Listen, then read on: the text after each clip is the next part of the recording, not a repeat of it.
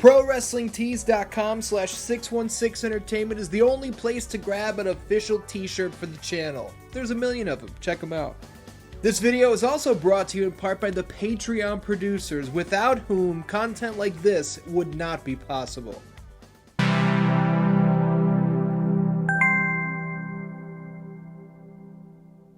Dan, welcome to Mortal Kombat Monday. My name is Ian. This week on the show, we are going to give a full review discussion to the brand new Warner Brothers animated film, Mortal Kombat Legends, Battle of the Realms. And joining me this time, pretty much as always, anytime we do a Mortal Kombat film review around here, is the one and only Captain McKay. Grab a drink, grab a snack, grab something to probably sleep in and wake up in, because we're still going to be going probably, because that's how we do these Mortal Kombat reviews. I was thinking about that, watching this movie. I was like, okay, the movie is like an hour 18, so it's pretty short. It's like, about 78 minutes? I wonder if we're going to go longer, because we usually go longer than the movies themselves. Yeah, it would be pretty much impossible not to go longer than this movie, just because of the speed it moves and the length of time it actually takes to watch the whole thing. It makes me wonder, like, watching it only once, did I do myself a disservice?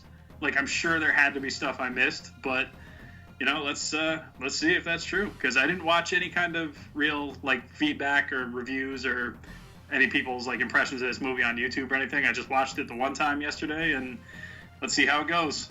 Same deal entirely. I saw that it was coming out like months ago. Like they did the trailer or whatever. And I think I watched a couple seconds of the trailer, and like I normally do, I noped out. I was like, I'm gonna watch it. I don't want to see all these spoilers. So I didn't realize that it was coming out at the time that we're recording this. It came out yesterday, and I didn't know that until you texted me. We're like, hey, I'm about to watch Battle of the Realms.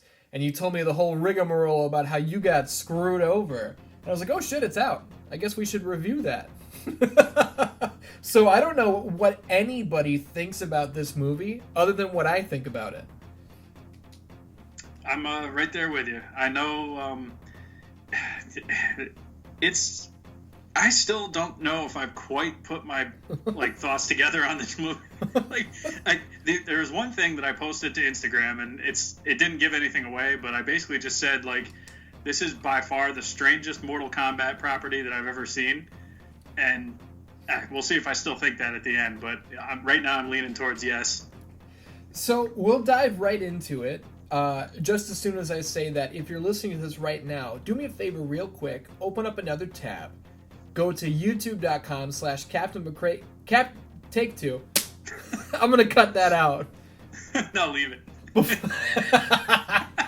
Before we get into it, you got to go to youtube.com/CaptainMcKayRandom. You got to click that subscribe button, because you want to see what the Cap is posting at all times. Action figure reviews, stop motion animation with the characters the likes of Mortal Kombat, Terminator, Batman, different Avengers, Godzilla. You cover the whole gamut. Got a lot of stuff going on, and hopefully want to get some new animation up there soon. But in the meantime, I'm shooting a little behind the scenes stuff and some different reviews and different things here and there. So if you're into that kind of stuff and have any attraction toward that hobby, by all means, stop on in.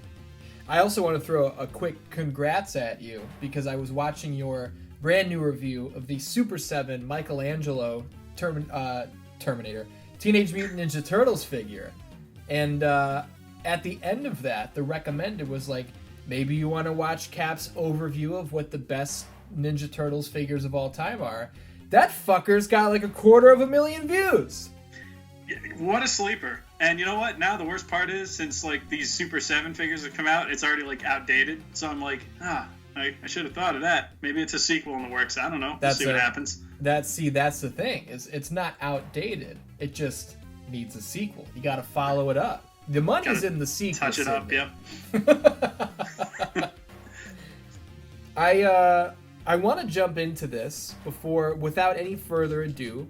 Mortal Kombat Legends, Battle of the Realms. I wrote down Battle for the Realms, and I think that's a better title. Battle of the Realms. This isn't the Chaos Realm versus the Order Realm. What the fuck? Yeah, there's really no battling between the realms, which we'll get to. It's they don't fight each other really, unless you consider Outworld versus Earth, but that's every Mortal Kombat, so you don't really need that. I keep mistakenly calling it Battle of the Gods because that's a Dragon Ball Z movie like from a couple of years ago. Yeah, I think I saw that in theaters. Yeah, it was pretty good. So with this one, I actually went back and I listened to my own review of Scorpion's Revenge, which was the first Mortal Kombat Legends animated movie, because I didn't really remember it. I have a bad memory. So I listened to my review, and if I was just going by what I remembered, it was like, oh yeah, Scorpion's Revenge wasn't too bad. It was super violent. That was cool, but it was a little disjointed. And if I thought that one was a little disjointed, holy shit with Battle of the Realms. Yes. In keeping with what you just said, I actually also today had to go back and find your Scorpion's Revenge review and go through that again because I haven't seen that since it came out. And so I kind of wanted to like brush up on some of the, the plot points and the different beats through that movie. And that movie was, I liked it for the most part. Overall, like, I didn't mind it. I think I've said on some of these reviews that we do where I don't mind them straying from source material if it's, if it's entertaining and if it's still, like, kind of in keeping with the theme of, like, the overall, like, plot, I guess, of Mortal Kombat for this. But, like, Scorpion's Revenge basically did that. There was just kind of two concurrently running storylines. This one, like, takes that and, like, amplifies it to an unrecognizable level. There's, like, two totally distinct storylines going on, almost as if, like, one is Mortal Kombat and the other is just something else entirely. Yeah. That was the impression I kind of walked away with from this. Now, we're going to get into the beginning, the middle, and end, like we always do. We'll cover basically the whole movie. So by the way, we're going into full spoiler territory, so if you have not seen it and you care about spoilers, here's your warning. Go watch it and then listen. Or if you don't care about spoilers or you've already seen it, here we go. But to your point of what you said, Scorpion's Revenge was like, here's the Sub-Zero Scorpion deal, and here's like the Mortal Kombat tournament. Okay, that's easy to figure out. Fucking Battle of the Realms. I wrote down, this is a mashup of Mortal Kombat 2, Mortal Kombat 3, Mortal Kombat Mythology Sub-Zero, Mortal Kombat 4, Mortal Kombat Deception, Mortal Kombat 9, Mortal Kombat X, and Mortal Kombat 11. Yeah, there was a lot of elements from X in there. There was a lot borrowed from 2 and 3 and 9, which is basically like recaps 2 and 3. So They took a lot of, I think, inspiration from that. And then, as soon as they started getting into like some of the mythologies of like the MK mythology Sub-Zero stuff, I was like, they're really, like, they don't need to dig this deep. They've already got so much going on. The references and the Easter eggs like run so deep that there was a part where, and I promise we're gonna go back to the beginning and do it in order, but we gotta say this shit first. There's a part where like Sub-Zero is he's like scaling the side of a building or like the side of a mountain, which is a repeated visual. They did it in Mythologies, they referenced it in Mortal Kombat vs. DC Universe, and now they did it here. I wrote that down. Not long after that, there's a part where Scorpion and Sub-Zero are fighting, and there's a wind current from beneath them that propels them up, which is literally the basis of level 2 from the Mythologies game. Yep. I was like, are you fucking... Where are the wind spoons? Are they going to have to jump on the spoons that spin around?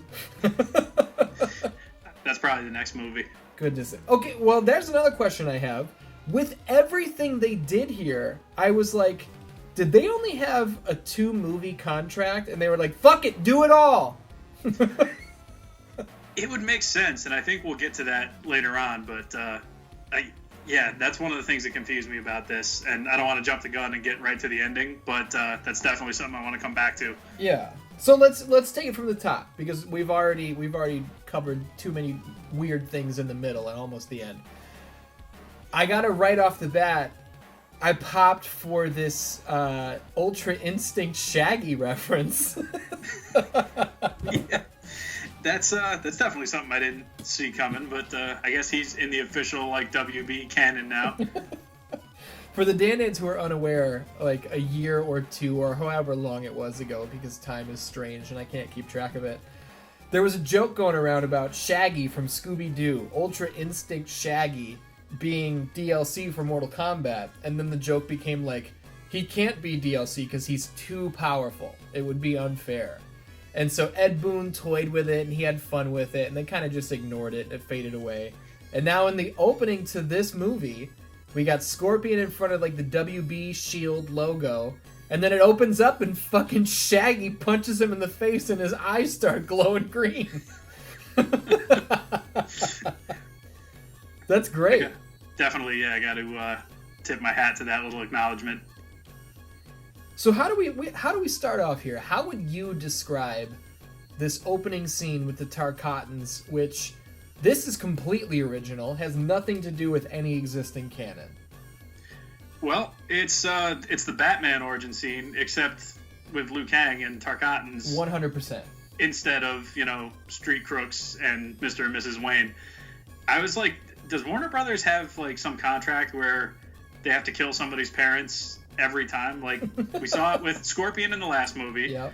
We saw it with Scorpion in like the MK like live action movie where they kill his family. We saw, every Batman movie, and now this. I'm like, okay, I guess. Like, there are other ways to, get sympathy for a babyface, but okay, Raiden's just going to take care of Liu Kang, and then they move on. To your point about it being the Batman origin, it literally looks like the family walking out of the theater and into an alley. Like, the mom and dad are dressed nice. You would never assume these are like Liu Kang's parents.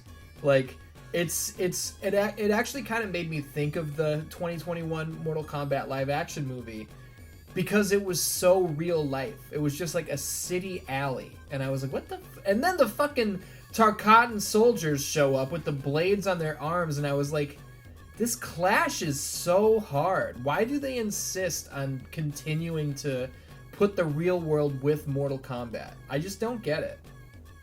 It was unusual to see. It was still like a little bit of a juxtaposition. Like, I think it blended a little better just because of the style of the animation and everything than it did in that live action movie. But like, for somebody like me, who, like I said, I only watched the previous one once when it came out. So in case you forgot how violent and gory these movies get, it gives you about 30 seconds into the movie where it reminds you. And so Liu Kang's dad fucking eats it right away. He's dead. Does his head get cut off?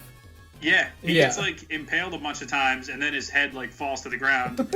And so Liu Kang's mom tries to like climb a fence with him. And by the way, I don't know about you, but I didn't know who this baby was. And if she hadn't said Liu Kang at the end of that, I would have still been like confused as to why the scene is even in the movie.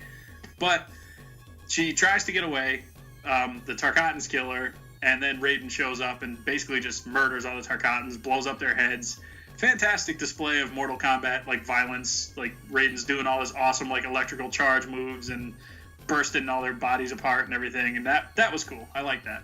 I agree, and to your point about you didn't know who the baby was, that's what I meant by, like, you would never know that these were Liu Kang's parents. Like, I was watching this play out, and I'm like, okay, what are we...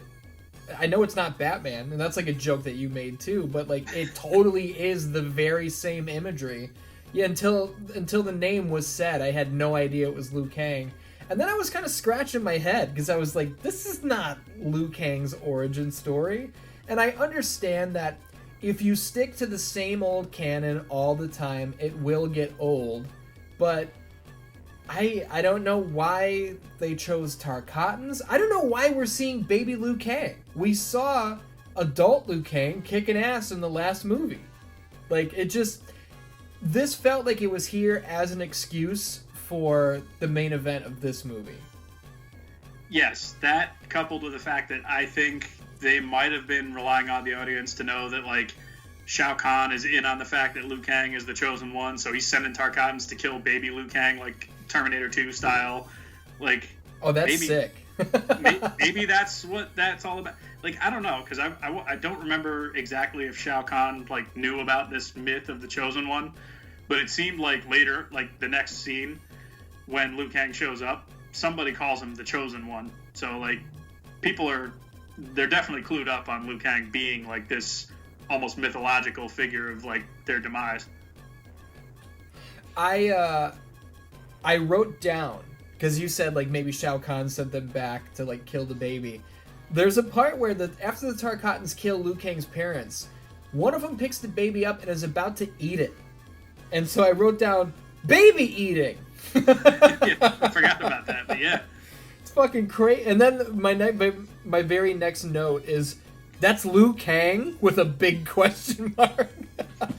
That scene just like, maybe it's because it's too close to the Suicide Squad, but it just reminded me of King Shark, like, about to eat Ratcatcher. Yeah.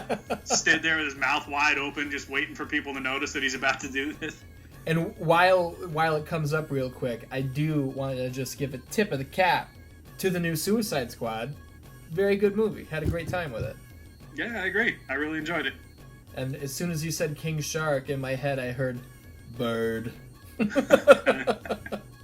So we go from this very strange, and I'm going to try and take my own advice past me from my Scorpion's Revenge review. One of my final closing out lines was, if you look at this critically, you can pick it apart, and it's a little nonsensical. But if you can check your brain at the door, I think you'll be very entertained. I have to try and remind myself of this, because I think Battle of the Realms was extremely entertaining.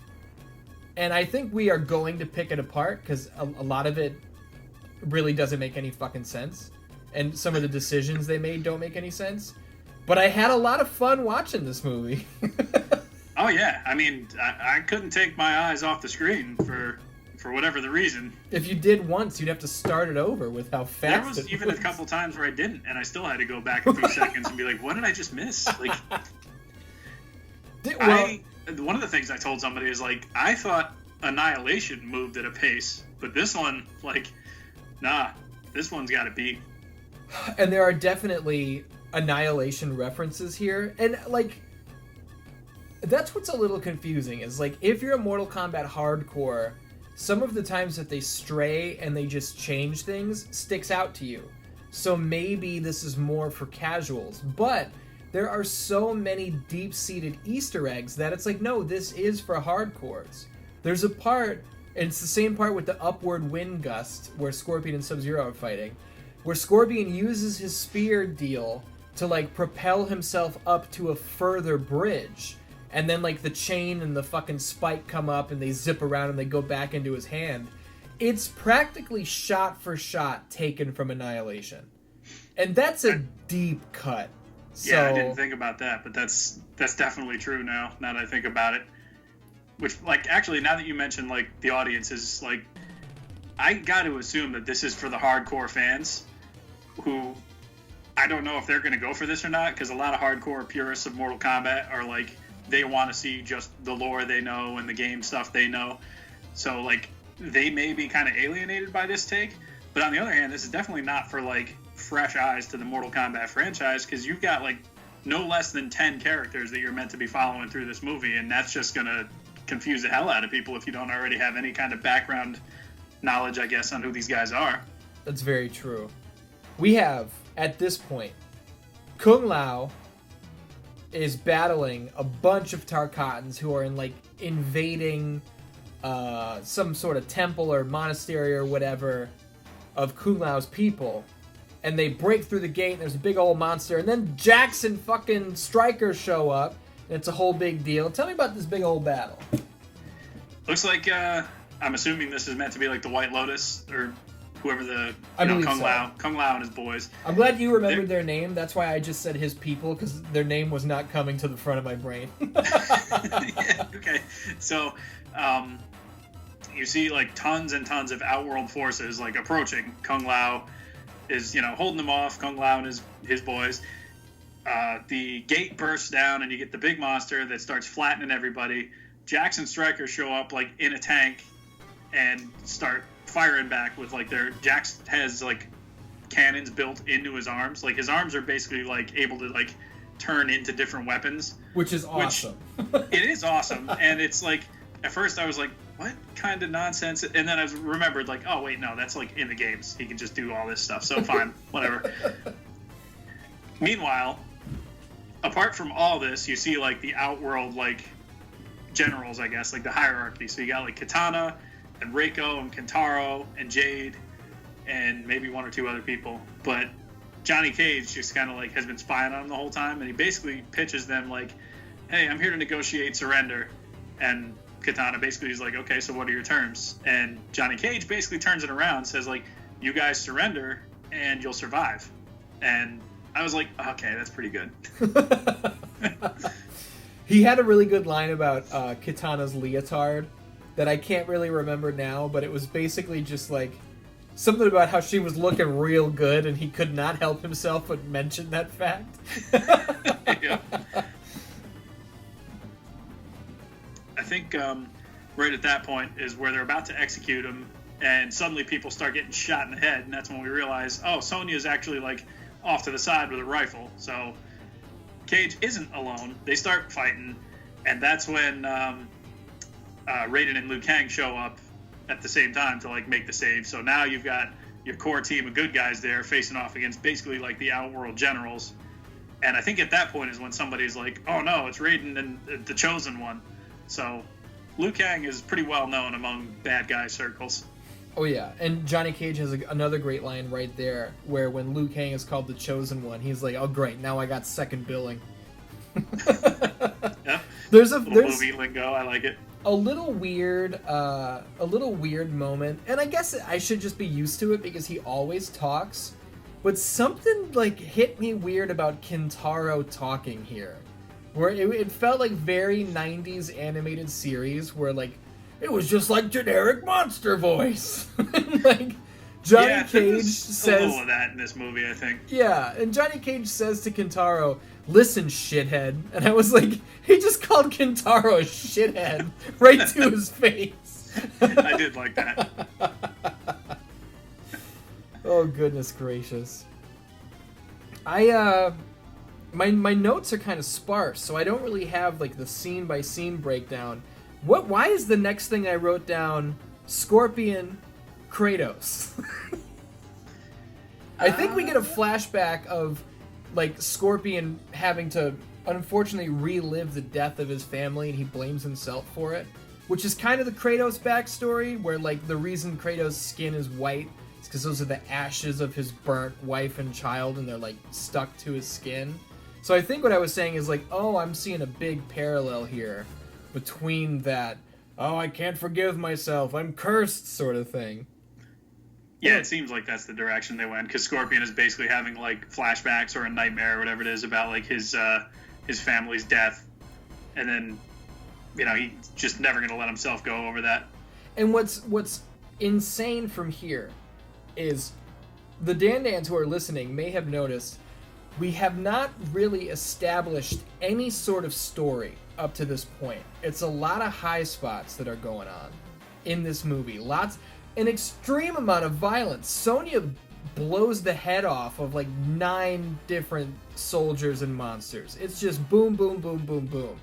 So now we see Scorpion reliving the death of his family, and he runs into fucking Shinnok. What is Shinnok doing here? Like, there are so many fucking characters in this movie, and we're like 15 minutes in.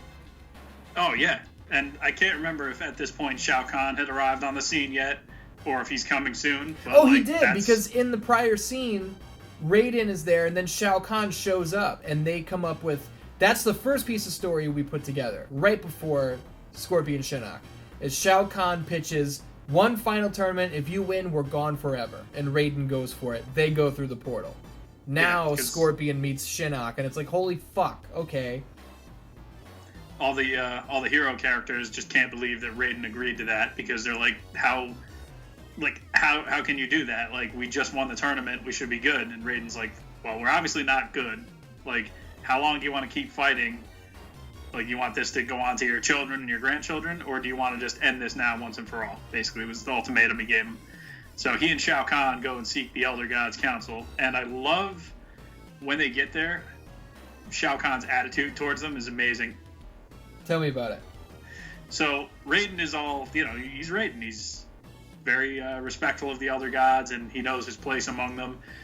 He's about to start saying, like, oh, gracious, wise Elder Gods, or whatever he said, and Shao Kahn just interrupts him, and he's just like, we're here for this. Like,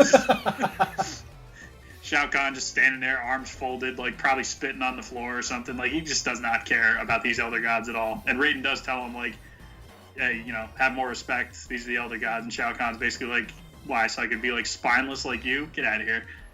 Dude, how do you not kind of love Shao Kahn? I think he might be one of the standout characters in this movie because he's just such a big brute, but it's the perfect storm of everything he was in Mortal Kombat like 2 and 3 because, and if you're going back that far, you remember Shang Tsung is like the weird wizard guy from the end of MK1, and you're like, oh, what's his powers? Oh, he can turn into other people? Wow, that's so crazy. But then you get Shao Kahn, it's like, oh, he's just a big fucking guy that just beats the shit out of you. Like, and he has a hammer that he just throws. Like, come on. And he'll talk shit while he's doing it. Oh, yeah. So that's right within his character. That's what kind of... This is the first time that I was like, there's so... And I texted you at this moment while I was watching it. I was like, there's so much happening here. Because like you said, Shao Kahn and Raiden going to book this, air quotes, final tournament to settle it all. That's Mortal Kombat 3. So we just established that. And now, the very next scene, Scorpion and Shinnok and the Kamidogu, that's Mortal Kombat 4 and Deception. So, like, we just melded 3 different main game full storylines. They're all happening at once. Well, yeah. Plus elements of what we'll see, like, in a little while is, like, we should point out also that Raiden gave up his godhood in that conversation with the Elder Gods, so he's going to compete in the tournament as just a guy. Raiden. Which is Annihilation. Yeah. Yeah, honestly, I was like, I think they might have handled it a little better in this movie, but sure. It's just like Annihilation. And then going back to your point of what you're saying, where they're taking plot points from various games, right away we're introduced to Sub-Zero, Kuai Liang, and Smoke, who are fighting at the Lin Kuei Temple. They get brought in front of the Grandmaster, and they're basically told, like, all right, so you're going to go get this relic that I need, and you're not going to fail because on your way out, we're going to turn you into robots. And out comes Cyrax and Sektor. It starts a fight. And of course. It's like, those are our best friends. What do you mean you made them robots? So Grandmaster is not impressed with the fact that Smoke and Sub-Zero don't want to be turned into the cyborgs. So they end up capturing Smoke, as is canon in MK3, and Sub-Zero gets away. Which, if you know the old school Mortal Kombat lore, that's what happened in the games. And it's like, so that's another thing that we have on our plate right now. And in that conversation, they also mentioned Scorpion, and Sub-Zero was like, I'm going to get revenge on Scorpion for killing my brother, so put a pin in that. We have that storyline to think about. And with the Mortal Kombat 4 and Deception thing, the reason I say it's Mortal Kombat 4 and Deception is because it's Mortal Kombat 4 in the sense that Shinnok is here now. He was the boss from Mortal Kombat 4. It's Deception in the sense that Shinnok is sending Scorpion to get the final piece of the Kamidogu so that he can bring back the one being and wipe out everything. Now, in Deception, Shinnok has nothing to do with this. Scorpion has nothing to do with this. It's actually Shujinko. And the one being turns out to be Onaga. Spoilers, Onaga is not the one being in this fucking movie. And the whole time they keep talking about the one being, and I'm like, holy shit, they're gonna bring Onaga in. He's nowhere to be found! I honestly thought that that's where they were gonna go. I thought Onaga was gonna come out, kind of like at the beginning of Deadly Alliance, or not Deadly Alliance, Deception. Yeah. When he makes his intro into the temple, and Raiden and them have to team up, and they still don't beat him. I thought it was gonna be kind of an entrance like that. Of course you thought that, because that's what they kept telling you they were doing. And then, we'll see what happens with all that. Yeah, so. We'll get there. I wrote down Cyber Ninjas, 2, and then after that, there's a lot happening here. Oh yeah, this we haven't even started actual Mortal Kombat yet. This is just lots and lots of fighting, a lot of characters to keep up with. Luckily, people like you and I know who they all are ahead of time, so that helps. But I feel bad for the guy who just put this on because he's like, oh, Mortal Kombat, that seems like a fun cartoon to watch, and then he's totally lost. This will get us to where we're going, but to convey to the Dandans who will either agree because they've seen it or they're going to know what they're getting into if they haven't seen it yet. When we say a lot is happening very quickly, here are my notes in order. Cyber Ninjas 2. There's a lot happening here. Raiden is immortal. Jeez. Kamidogu? Onaga? Devora? Like, my notes are all questions. Like, I can't believe we're moving this quickly. Yeah, I mean, they weren't shy about, like, mixing all elements of every Mortal Kombat canon, like, that ever existed, and then putting it in this movie, which, I mean, I can appreciate as all these nods to, like, Me too. the different characters and everything. So, like, when Devora showed up for that fight, I was like, all right, that's pretty cool. Like, she some of the looked new cool as characters fuck, getting too. some love. That's interesting. She looked really cool, too. They did her justice. Yeah, I think so, too. And so she's a part of, because correct me if I'm wrong, we go from, like you said, Raiden lets go of his godhood so that he can compete, which doesn't make any fucking sense. Like, we have seen Raiden's champions prove themselves in the last movie. So why he feels the need to make this sacrifice, I don't really think they've established that at all. Do you? The only thing I can think of happens later in the movie, and it's basically like what happens at the end of a certain scene that kind of like makes Liu Kang appreciate that he's the one. Yeah, I got you. Okay, well, then in the moment, no, they didn't, but later on you go, oh yeah. Yeah, I mean, that's kind of the only thing I can think of for that. So after the Kamidogu and the one being conversation, I believe this is where we see Devora, and the tournament starts here. Correct? Yeah, I believe so, yeah, because I think it's her and Johnny Cage at first, if I'm not mistaken. I wrote down all of the fights and who won. So it's not going to take 2 hours to go through them because it's like, I wrote down Devora over Johnny Cage. That was cool because there's a part where she like punches him in the balls and he's selling it. And he like is on the ground writhing in pain. And at one point he's like, that's my move. Yeah, I like that. And then he gets in Sonia tells him to like shake it off, and he's like, "You don't get it. You don't have nuts." But then from there, so that's 1-0 for the bad guys. Devora beat Johnny Cage. Didn't kill him. There was no finish him, but she was declared the victor. And then it's like Liu Kang versus Jade for no exaggeration, like 4 seconds. Liu Kang runs at Jade. There's a big slow motion uppercut, and then we move on to the next fight. Yeah, it went from like really fast-paced, stylized action with Jade kind of like jumping around a little bit, straight to like, it reminded me of like a Street Fighter like KO at the end of a match where it's just like KO and everything freezes and you just get like the background is like all lit up. Like I half expected that to be like Jade falling to the ground like like, but that's I mean Liu Kang beats the hell out of Jade, who I believe is MK9 styled Jade. That looks like that's what she was wearing in this. Yeah, it was straight out of MK9. Yeah, a lot of the like MK9 and MKX have a lot of bearing on the costume designs in this. Once again, like in the previous movie. I will say that in a way I do, although I would have liked to see more of Jade fighting Liu Kang, because that's pretty cool. They both have cool movesets and shit. I do appreciate that this was so fast and it is kind of just the one uppercut, because I think that's what made me turn the trailer off. I think I saw Liu Kang hit Jade with a big uppercut and I was like, okay, well I don't want to know who wins all the fights. So yeah, that makes sense. They used this in the trailer and really that's all it is. So they didn't give away a big finish from like a 5-minute fight at least. So I'll give them points for that.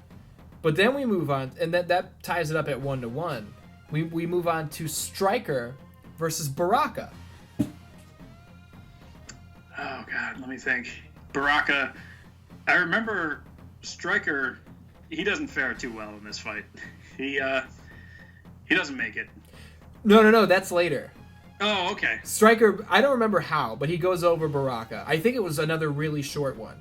That explains it, because I literally don't have any recollection of Stryker's like victory over Baraka. Yeah, we'll run through quick. So Devora over Johnny Cage, Liu Kang over Jade, Stryker over Baraka, Sonya over Li Mei, which is another like 4-second clip, and then Jax over Kintaro. Tell me how this one went. Yeah, that's the one where I was like, okay, this is going to be awesome, because I'm thinking back to the last movie, Goro was put over. Like, the first thing you see him do is rip Jax's arms off. Yep. And then at the end of the movie, he basically has Liu Kang at his mercy, and he's going to kill him until Scorpion just basically cheats to win Mortal Kombat. Yeah, Goro's about to win the tournament for Outworld. Yeah, for the 10th generation in a row. Goro is like the multi-100-year champion or whatever, and then he just gets like ambushed basically. So I'm like, okay, the last guy like this that was in these movies, he was a problem. And then, nah, he's no problem. Jax just, like, rips his arm straight off, and he's like, yeah, you know, basically the revenge that he wanted to get on Goro, he got on Kintaro. And I'm like, this poor guy, he cannot catch a break, Kintaro. Kintaro the jobber, unfortunately. That's one of my biggest pet peeves. I'll give him points last time. Like you said, they made Goro look very strong. They protected Goro. They did not do that for Kintaro. In fact, I kind of think they made him look like an idiot and a chump. Where, like, he throws a line at Jax, like, oh, did you get those arms last time you met one of us? And Jax is like, yeah, give it your best shot. And this was a cool spot. I'll give it to him. Kintaro grabs Jax's arms, and he's, like, trying to pull his arms off, and he's having trouble because they're the cyber arms. And then we see from behind Jax, like, these vents open up, and they, like, depressurize. So it's, like, even these machines are, like, they got to do everything they can to stay together. And then he, like, gets out of the hold and he rips Kintaro's arms off and kills him. Yeah. But yeah, it was real fast. It was real quick. Kintaro, like, got no offense in. So real quick, Earthrealm is up 4-1. Yeah, none of these fights really lasted all that long, which is a shame when you consider, like, oh man, Liu Kang versus Jade, that would have been cool to see a little more of. And this one, like, I would have wanted to see Kintaro do, like, a little more. It definitely doesn't feel like we just covered 5 fights with how quickly we went through them, but that's not our fault. Watch the movie. And from there, we immediately go to Cyrax and Sektor versus Scorpion, which turns into Sub-Zero versus Scorpion, which turns into Smoke Cyrax and Sektor versus Sub-Zero and Scorpion. It's so fast. It was... Again, this is like Attitude Era booking, where they're just coming out one after the other. Fucking hot shot. You don't know who's, like, friends with who, and Sub-Zero turns on Scorpion later, like, immediately after the fight. What a swerve, bro. And also, I want to go back to that first scene because I forgot to bring this up with Sektor and Cyrax. Sure. And you probably noticed this, too. Did they swap abilities? Because it looked like Cyrax was shooting all these missiles, and Sektor was doing all, like, the restraining, like the ropes and the net kind of things. You might be right, but I don't remember. In my head, I'm seeing Cyrax do it, but that might just be because that's what I'm familiar with seeing. In the moment, it didn't stand out. I do know for sure that they did have Cyrax shooting missiles, which I was just like, whatever, that's fine. I guess they both should, because they're both cyborgs. But they might have had Sektor doing nets. I don't really remember. I don't know if it was necessarily nets in that scene, but he was shooting, like, bolos and wraps. Like, he tied up Sub-Zero when he was trying to escape or whatever. And Cyrax was definitely shooting missiles. Yeah. And I remember later in the movie, obviously, Cyrax shoots his green net. But, yeah, it just kind of threw me off. I was like, did they, like, animate the wrong colors on these guys? I'm not 100% sure, because they look identical, so it would be easy to make that mistake. And I was like, whatever. I mean, normally Cyrax drops little bombs on the ground, so this is close enough, I suppose. But just something I noticed. But it looks like it got corrected later in the movie when Cyrax does blast out his big green net. I did notice that everyone in this movie calls Sektor Sektor. Yeah, I caught a little of that, too. Sektor. Cyrax and Sektor. I was like, is anyone going to properly enunciate this? Because... I know I didn't make that up. His fucking name is Sektor. Pick him in any game. It's Sektor. So... Yeah, it's real easy when the guy tells you in the game, when you pick the character, what his name is. Like, it's not like when people used to say Ryu instead of Ryu for Yeah. Street Fighter because nobody in the game said Ryu. In Mortal Kombat, you don't have that excuse. You're not going to be like, oh, I'm picking Sektor. No, you're not. Shao Khan just told you what his name is. Like, It reminds me of when my brother and I were little. We had WWF Raw on Sega Genesis, and we were both very young. So I don't know if I could even read at the time, and my brother was starting to learn how to read. And Lex Luger in that game is called the Narcissist, because that was his WWF gimmick. And I remember for years, I called him the Nazarist, because that's how my brother pronounced it when he was like 5. And I got Nice. older, and I heard them say narcissist, and then I realized, oh, I guess Nazarist isn't even a word. So I don't know why my brother didn't eventually just go like, oh no, it's actually narcissist. He just never told me. So forever I thought he was the Nazarist. That's awesome. I don't really remember how this fight goes. Is this where the cyborgs capture Scorpion? I believe they get subdued briefly, and Sub-Zero and Scorpion go in to fight, and Scorpion eventually kind of just tells Sub-Zero, like, listen, we got to put this to the side because these guys are here for that piece of that Kamidogu artifact. They're going to do bad stuff with it. Like, let me get that first. It's like, if you want to kill me, go right ahead, but just promise me if you do, you'll hide that thing and take it away from them. And so Kuai Liang goes to kill Scorpion, but he falls short at the last second, realizes he can't do it, and then he goes and, they team up basically for the rest of the movie. And in case you thought that we were about to follow this storyline for a while, nope, Raiden versus Rico in the tournament. That's right.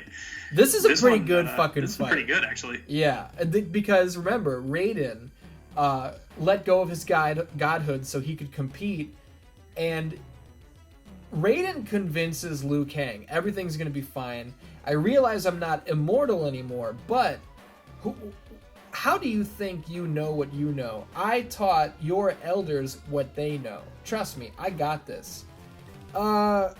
Rico puts a bit of an ass whooping on Raiden here for the beginning of this fight. Yeah, he definitely cause for concern from Liu Kang and everybody watching.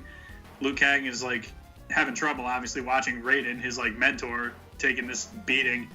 Raiden does eventually come back, wins it. I was actually wondering, and it never kind of came to this, but I was kind of wondering, like, are they still going to give Raiden some semblance of his electric abilities, or is he going to just be totally devoid of that? Because I know in like MK1 and 2, I know it's kind of like non-canon, like any path that he takes, like for as far as like being in the tournament. Mm-hmm. But like, he's obviously still doing his electric moves. So I was wondering if it's like, well, we do have guys who can throw fireballs and green shadow kicks and all this other stuff. Like, are we going to let Raiden do a few electric moves, or is that just off the table? And it seemed like they just gave him none of it. And maybe if I'm just trying to like make sense of it and kind of do the writing for them, maybe it's because he was a skilled martial artist and then was deemed the god of thunder, not rock maybe. and roll. But so maybe along with that godhood, maybe that's when he was able to also harness lightning, because thunder and lightning are not the same, but we let that go. Mm-hmm. Maybe that's what it is, and they came as a package deal. Because yeah, you're right. He doesn't just bust out any electric current at any point. He's back to fucking just hands, feet, knees, elbows. It's down to the legit hand-to-hand combat with him. Yeah, something he hasn't done in a while, because he's eating it here with Reiko. Like, I wasn't sure if Raiden was gonna like make it after this fight, honestly, but he does pull through, and Liu Kang goes up to check on him, and Raiden basically insists that he's fine. And I believe from then they're brought to like the temple for the night, and Raiden basically kind of gives Liu Kang like his little talk, like, I'm gonna be good. You're gonna be good. I have to go to bed because I haven't slept in ever. So I also like there's a line where Raiden calls Liu Kang the Chosen One, and I think Liu Kang just like, he's kind of nervous. Obviously you would be, because, with the gravity of the situation. But Raiden calls him the Chosen One, and Liu Kang's like, how do we know I'm the Chosen One? And Raiden goes, because I chose you. Yeah. I thought that was funny. Like, not everything is 27 layers deep. This one, I picked you, pal. Which I guess kind of eliminates my theory before about the Tarkatans attacking them, because if Raiden, he would have had to have just chosen that baby within the last month. How did the Tarkatans find out? But I digress. We also get Johnny Cage basically asking Jax for advice on how to impress Sonya. Yeah. And he's just not getting it. I love it. Jax is like, women need to be pursued and wooed, not coerced. And Johnny goes, isn't that the same thing? And Jax is like, I'm going to bed. Yeah, that's good. And there was a part where Johnny is hitting on Sonya, and everyone keeps calling Johnny Sonya's boyfriend, and she keeps saying he's not my boyfriend. And Sonya she's about to go to bed, and Johnny's following her into the room, and she turns around and stares him down, and he leans in for a kiss, and she slams the door in his face.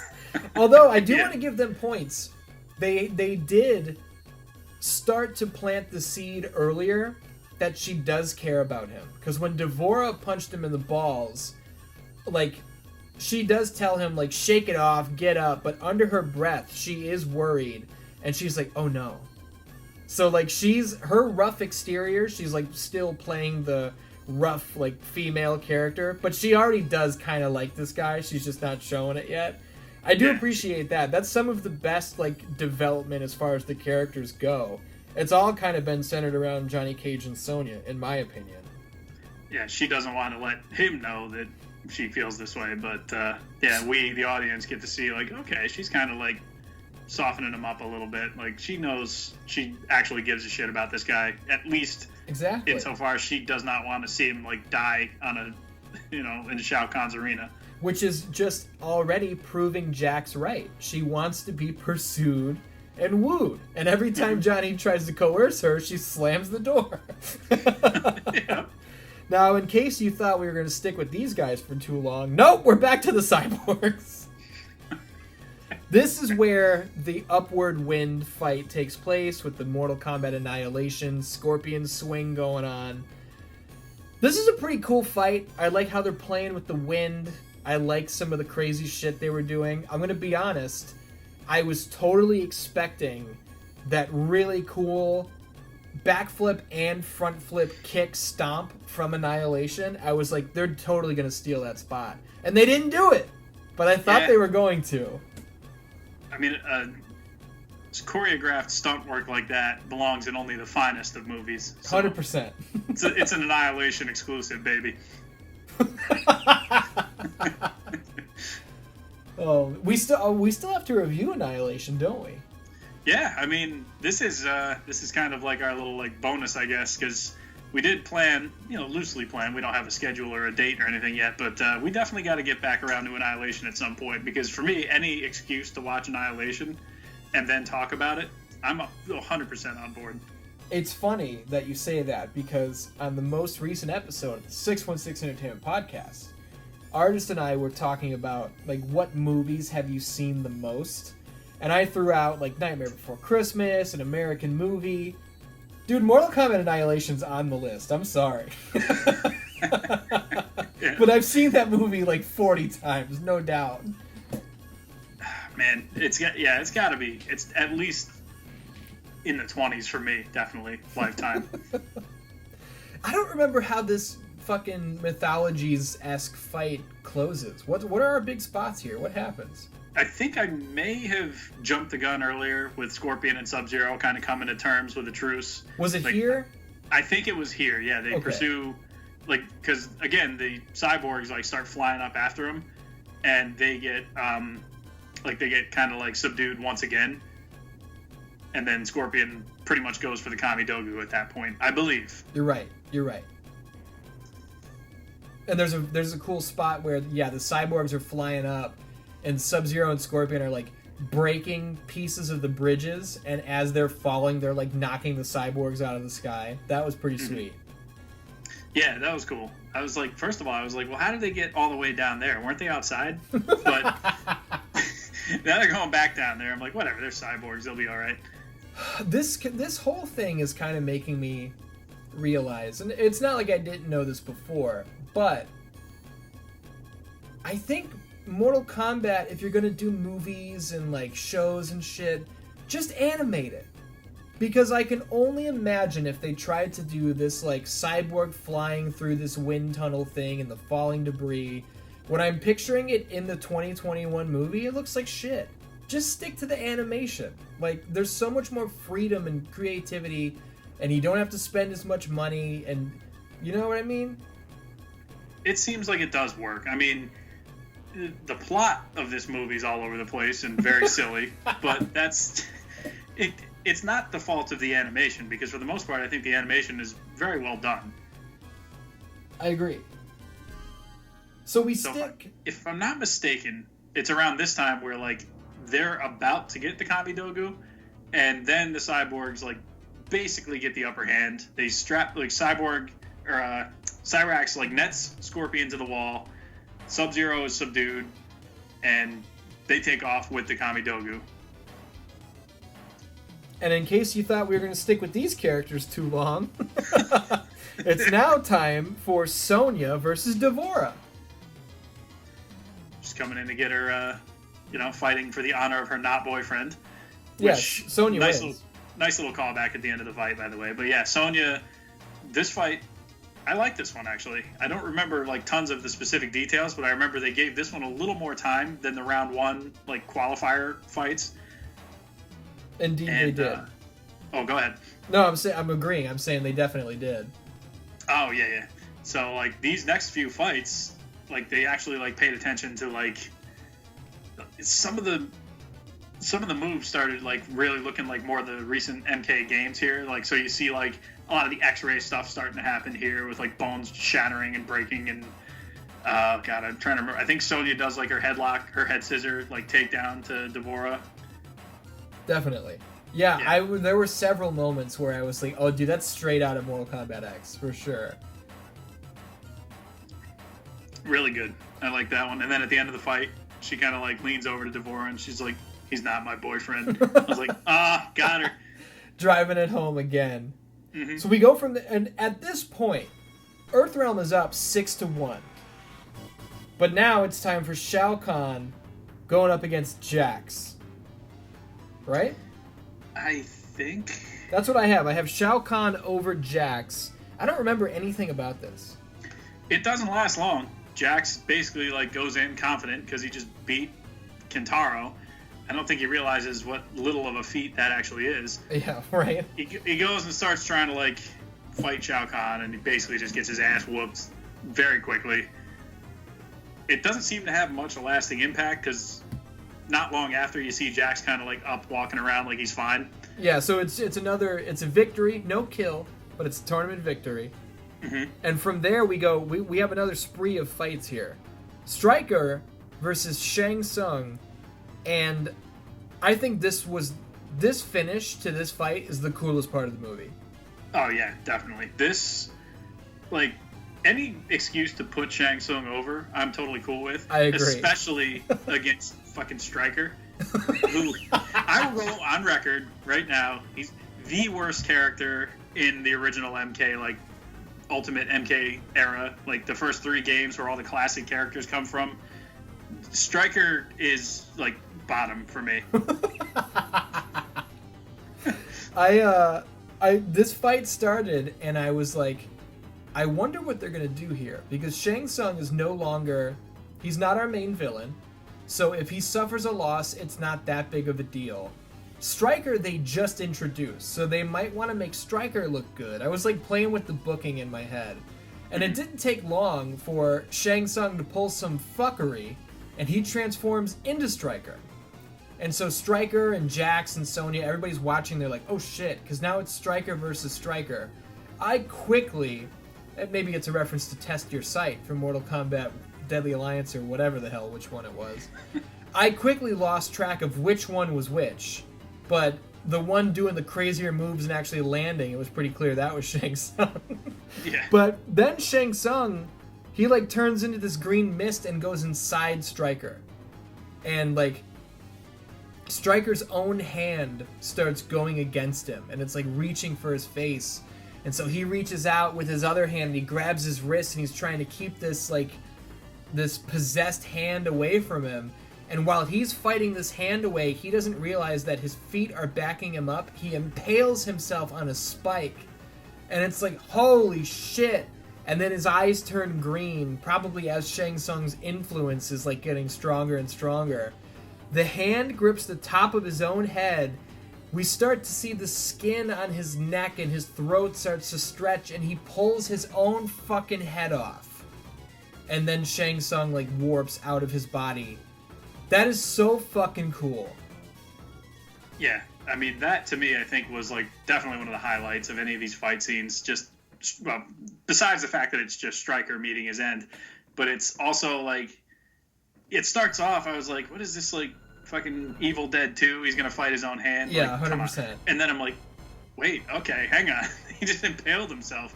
This is really good. And then like eventually Shang Tsung does get the total control, and seeing him like rip his own head off and Shang Tsung just kind of coming out being like, haha, that was me. I was like, man, that took it for me. I think nothing topped that before or after. I agree. And like you said with the Evil Dead 2 reference with the hand, I did not see a self decapitation coming. I thought his hand was going to like reach for his pistol off his belt and he was going to like try not to blow his own brains out. The self decapitation is fucking awesome. Yeah, and definitely. It was super violent. And there's a note that I wrote down for later, but I can get to it now because we're pretty deep into the movie. There are so many decapitations, so many limbs cut off, bodies exploding, eyeballs exploding. The exact words I wrote down were, does the violence get old? Nope. Like, every piece of gore, I was like, yeah! Yeah, there's a big collection of, like, body part it's so good. disembowelment in this movie. It's good. That was super impactful because now one of our newly introduced Earthrealm warriors was killed. And I do want to toss out, the self-decapitation is very much a Quan Chi move, who's also a sorcerer, but they killed him in the last movie. Like in Mortal Kombat X, one of Quan Chi's things is he suspends a sword and he makes you walk mouth first into the sword. So like you do it to yourself with his influence. Mm-hmm. I feel like they took this out of Quan Chi's moveset and they let Shang Tsung borrow it, which I'm okay with because it makes Shang Tsung look dope. Yeah, I mean, if we're counting like MK9 and MKX, like Shang Tsung had garbage fatalities in MK9 as it is, so like they might as well give him better ones. So in MK9, he had the Joker copy and paste from Mortal Kombat vs. DC Universe, which is so terrible. It sucks. Yeah. For Shang Tsung, it was cool for Joker, but it sucked for Shang Tsung. Yeah, what was his other one? Like, what's Shang Tsung's point of reference for turning into this freaking clown? Yeah, a fucking ketchup and mustard clown. Like, what was his other one in MK9? Do you remember? Off the top of my head, no. So that means it sucked. It basically did, yeah. We go, because we still are on our streak here, Shao Khan versus Kung Lao. Tell me about this fight. This was another good one, actually. Real and, like, good. if it weren't for the one we just saw, this might have taken, like, the ending of the fight, like, might have taken the best part of the movie for me. But Kung Lao, who we saw doing awesome moves before, he lands a bunch of hits on Shao Kahn, and he's like, it doesn't seem like it's doing anything besides irritating Shao Kahn. And Kung Lao realizes, like, after he eats one or two, like back fists or like whatever it was Shao Kahn got him with, Kung Lao's like, all right, we're doing the hat thing. So he throws the hat. Shao Kahn catches it and just throws it right back at him, and it just lands vertically right in his chest. Oh, yeah. And I was like, oh, man, nobody's ever, like embarrassed Kung Lao like that with his own hat. That's crazy. And then Shao Kahn kind of walks up, rips the hat out from Kung Lao's chest, so now he's got this gaping wound. And then he does his, I believe it's MK9 fatality, where he like pries his fingers into the open wound and just rips Kung Lao in half vertically, and then just like kind of licks the blood off his hand, says fatality, and walks off to the shock of everyone. This was so sick, and I am so happy with how good they made Shao Khan look in this movie. Oh yeah, like I said before, like he's definitely like one of the standouts for me. They made him the fucking star that he deserves to be treated as, and that was awesome. And when you said like he hit Kung Lao with his own shit, being the hat, you see this in stuff like wrestling. Like if you look at WrestleMania 17, Rock hits Austin with a stunner, Austin hits Rock with a rock bottom, but you don't get beat by your own shit. Kung Lao got the hat to the chest, which is his own shit, and then Shao Kahn, when he splits him in half, I will remind all the Dan-Dans that Kung Lao's Mortal Kombat 2 fatality, one of them, is he slices you vertically with the hat and your two halves fall side by side. So not only the hat, but also the vertical split, it's kind of two of Kung Lao's pieces that he used against him. Well, I mean, Kung Lao had two pieces left by the time he was... But Hey-o. also... like, I believe that was, like, in MK9, that was, like, Shao Kahn's fatality. It was. It did, like, just... Yeah, it was awesome. Just going back to Shang Tsung for a second, like, after that fight with Stryker, he kind of points up at Liu Kang, and he's just like, you're next, basically. He's like, I got something for you coming down the road, so, you know, get ready. And I've also, just this moment now, because it was going to bother me, I looked up Shang Tsung's MK9 fatalities, and the second one was he just turns into the gas and goes in and makes you rip off your own head. So I was like, all right, that one wasn't bad. I just hated the clown one. Well, that's funny that we put that over so strong, and then I was like, I don't remember it, so it must suck.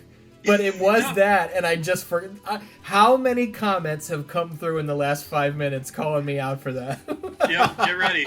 Get ready. Fuck. Because all I could really remember was I think I was trying to piece it together, and I think that zombie Liu Kang had something like that, where, like, you rip... I don't fucking know. Who cares? If anybody dunked on me, that's fine. I forgot. It's my problem. Yep, me too. But yeah, that's a great one. So... but with Shao Kahn, and I'm glad you looked that up to save me from that. But after Shao Kahn brutally murders Kung Lao, real quick, it's now 6-4. So we went from Earthrealm up 6-1. We're getting real close here. Outworld is coming back in a big way. And the very next fight is Raiden versus Katana. Walk me through that one. Let's see. So, Raiden, basically during the fight, Raiden, I mean, he's holding his own, but Katana is obviously also conflicted, and Raiden is basically kind of trying to convince her, like, look, you're obviously having issues doing the Emperor's bidding. You know, it's never too late to change the ways and, you know, do the right thing, basically. So Katana does, I believe she does, like, get the best of Raiden, and she's gonna kill him, and Shao Kahn says finish him. She instead decides to take her fan and impale Shao Kahn, which then becomes a thing where Shao Kahn, like, kind of doubles over. He's, you know, supposedly dead. Katana basically declares herself Emperor of Outworld, which is like an MK11 thing. Yep. Which is nice. But Shao Kahn, turns out, he's just like, no, you're going to need a lot more than that. And then he beats up Katana and chains her to the pillar, which is an MK9 thing where you see Katana, like, kind of put on display in the arena. So I thought that was cool. Just references on references, man. Yeah, so, like, if you played all these games, you're going to be like, oh, that's that thing from that one. How and many you're gonna times? Just constantly be doing that instead of, like, trying to follow the plot of the movie. Which it does get a little distracting, but I'm not going to shit on it because it still was cool. But what I was going to say was, like, how many times are people going to do the Leonardo DiCaprio point at the screen meme while watching this movie? Yeah, exactly. So in throwing the fan into Shao Kahn's chest, and she forfeits so she doesn't have to kill Raiden, which gives Earthrealm the win. Even though she had Raiden down, she says, I forfeit. So I chalked that up as an Earthrealm win. It's now 7-4. Khan sells that fan to the chest like death, and then he gets up and laughs at her. But I do want to point out, because people still give me shit over this. In the history of Mortal Kombat, I questioned why they named a character Kotal Khan if he was not related to Shao Khan. Why didn't they pick another name? And people nowadays are like, well, because Khan means Emperor of Outworld. They did not make that clear until Mortal Kombat 11, which I wrote the history of Mortal Kombat way before Mortal Kombat 11 came out. And as further proof, I say, what the fuck is Shao Kahn's name if his last name is not Khan? And It's people just say Khan. Shao. Yeah, exactly. Like, he's fucking Prince. His name's just Shao. And people are like, oh, well, his name is Shao, and he's the Khan of Outworld. And I go, no. He was always referred to as Shao Kahn, the Emperor of Outworld. So what have we done to the word Emperor now? If you're the Khan, why was he always called the Emperor? I'm just standing up for myself saying, what I said makes sense. We didn't always know this, and they're fucking with the timeline. So don't come for me over this. I remember playing MKX, and when Kotal Khan was in it and Shao Kahn wasn't, I was like, all right, I get it. He's the new bad guy in Outworld. And that ended up kind of being what it was. And I was like, all right, so I guess it's like in Star Wars when they call somebody Darth something. Mm-hmm. Like, in the original trilogy, it was just Darth Vader. That's all it was. Exactly. So you were never sure if that was, like, his name or whatever it was. But then all the expanded stuff started coming out in the prequels and everything, and it was Darth. Everybody was Darth something. So I was like, okay, they're just going in that direction. Yeah, I get same it. deal. They It's fucked cool. with it. They added new rules. Well, and to further what I'm saying, correct me if I'm wrong, does in this movie, which just came out in 2021, I'm pretty sure Katana crowns herself the new Emperor of Outworld, not the new Khan. Yeah, she never says Katana Khan like Yeah. they do in MK11. This It's is not what I'm like- talking about. So anyway, it's now 7-4 because Katana forfeits, so Raiden over Katana. Now we got, unless my notes are fucked up, Shao Kahn versus Sonia? If that happened, I don't remember a ton about it. I remember, like, God, yeah, no. I got nothing on that one. Jesus. Why did I write that down? That happens, right? I'm sure it must have happened. I just don't remember anything about it. It must have been quick. Oh, yeah, it had to be. And because then, do you have any... We got to talk about Liu Kang versus Shang Tsung, which is the next fight. Yeah, which, honestly, maybe that's why I don't remember the previous one, because this one I was like, all right, this is really cool, because once again, Shang Tsung gets put over really strong in this fight, which Real strong. he's doing, like, awesome, like, sorcerer moves and stuff. Like, at one point, he basically opened, like, spear hands his hand through Liu Kang's arm, grabs his bone, and, like, basically, like, curses his arm to the point where Liu Kang can't use his arm anymore.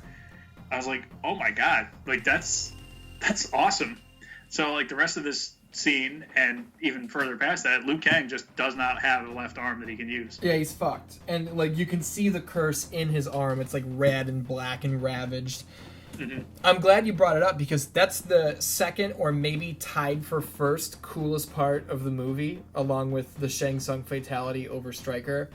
Dude, it's like, to try and paint the picture for the Dan-Dans, Liu Kang throws this punch, and Shang Tsung ducks it, and like you said, he has his hand, like, straight up, fingers up, and he, like, pumps it so hard upward at Liu Kang's forearm that, like, the fingers go between the arm bones. And he, like, closes his fist around one of the bones. It's, like, it's so fucking cool. And Liu Kang's cursed arm, and I can thank my girlfriend, the beautiful Tara Darcy, for this, really made me think of how Hiei is fucked after using the Dragon of the Darkness Flame in Yu Yu Hakusho. I don't know if you're a Yu Yu guy. I'm very unfamiliar, so... He has this crazy fucking extremely powerful move, but it's called the Dragon of the Darkness Flame, but after he uses it, it takes, like, everything he's got. So, he uses it, and then, like, it takes seasons for him in this show to use it again. And he ends up using it like 2 fights in a row, which is unheard of. It should have killed him. So after he used it 2 times back to back out of desperation, because the team was fucked, he's like ravaged, and his arm is like totally fucked. And I feel like that's where this came from, because this never happens in Mortal Kombat. So I feel like they totally stole Dragon of the Darkness Flame. I would have never put that together. I just kind of thought of like, after in like the MCU, after somebody uses the Infinity Gauntlet to make a wish, like their arm ends up all burned and like mangled. I was like, oh, okay, so basically symbolically you just know looking at that, you're like, oh, he's not fucking using that, is he? Yeah. You know what else is funny is after fuck, I just lost track of what I was gonna say. I forgot. Yeah, I don't know, whatever. Totally lost what I was talking about. Although I did just Google Dragon of the Darkness Flame, and the effect that happens to Liu Kang's arm looks very similar to the like black dragon that's wound around Hiei's arm after he uses the ability. So they totally just ganked it. They're like, we'll have a little of that, thanks. Yeah, but it's dope, so that's okay. So with how does the finish to this go? Oh god, Liu Kang wins. I mean, Liu Kang does win. He basically has to like dig deep with his one arm and just like, because I mean he's not faring too well, getting punched over and over in the face. Shang Tsung is being put over really strong. Yeah, Liu Kang does eventually get the best of him, but at the end of the fight, he's basically just like, Raiden, what's going on with my arm here? And Raiden's like, if I was still a god, I'd be able to like do something about that. And unfortunately, Liu Kang's kind of stuck with it at this point. Do we remember how Liu Kang beats Shang Tsung? Oh no, okay, yeah, I remember. All right. He's got Shang Tsung fucked, and Shang Tsung's like down on his knees, and Liu Kang, I think, is like powering up like a big move. I think he's about to like toss a fireball at him or whatever, and then like the fire goes out, and he's just like, I'm not gonna finish you. You have to live with the fact that I beat you. And then he turns around, and as he's walking away, he looks over his shoulder and goes, and it wasn't even close. That's right. And I was like, ooh. Liu Kang's out here with one arm talking all kinds of shit. Like, I like it. He's feeling himself in that moment. Honestly, like, Liu Kang is one of those characters in this movie that fared way better than he did in the last one. Because in the last one, he was, like, unsure of himself and about to be killed by Goro and all this. And, like, in this one, he's kind of, like, just completely come out the other side of that with his, like, able to beat Shang Tsung with one arm. Like, that's good. And I gotta be honest, I like it. I think people kind of started to get tired of Liu Kang right around the time he died. Mm-hmm. Maybe a little before that, because it was like, okay, we get it, Liu Kang wins. Where in this universe, yeah, Liu Kang is great, but fucking Goro's a big challenge, and there's no shame in losing to Goro. But I feel like after kind of taking at least that moral defeat, he had to grow and become what he is here in this movie. So I think they take it way overboard as we're getting towards the end of this movie. But I think, yeah, you're probably onto something there. Liu Kang in the original canon, he dies in Deadly Alliance, right? Which is the 5th game? Yeah, right in the beginning. Okay. So, yeah, he doesn't quite get a chance to wear out his welcome. Like, he doesn't become John Cena, basically. Yeah. So, like, by the time, in this franchise, too, these animated movies, like, the first movie, he's not really as adept as we would see him become in this one. But then in this one, his powers know no limits. They took, like, 25 years of lore and did it all in, like, 78 minutes. Like, here's 3 continuities worth of everything. Enjoy. So, is this where we see the final piece of the Kamidogu is delivered to Shinnok? It's in here somewhere. I believe it's right around here, yeah. Yeah, and Shinnok, like, I think it's the Grand Master of the Lin Kuei who delivers it to him by hand. And then Shinnok, like, adds it it's the final piece of the puzzle. And the Grandmaster sees it, and he's just like, wait, Kami Dogu? That's going to bring back the one being. And Shinnok's like, now you see the pitfalls in being a mercenary. Like, I sent you on this mission, you didn't even know what it was. You just did it because I offered you money.